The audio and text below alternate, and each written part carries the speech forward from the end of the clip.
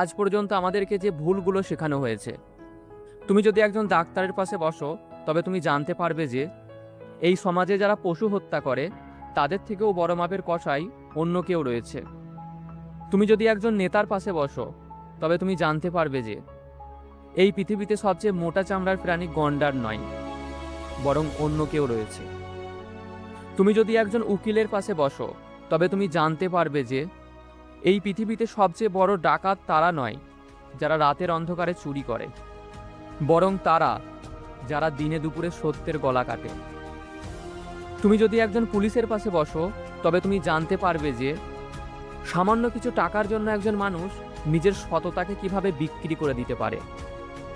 তুমি যদি একজন শিক্ষকের পাশে বসো, তবে তুমি জানতে পারবে যে পারমাণবিক বোমার থেকেও কুশিক্ষা কতটা বিস্ফোরণ ঘটাতে পারে।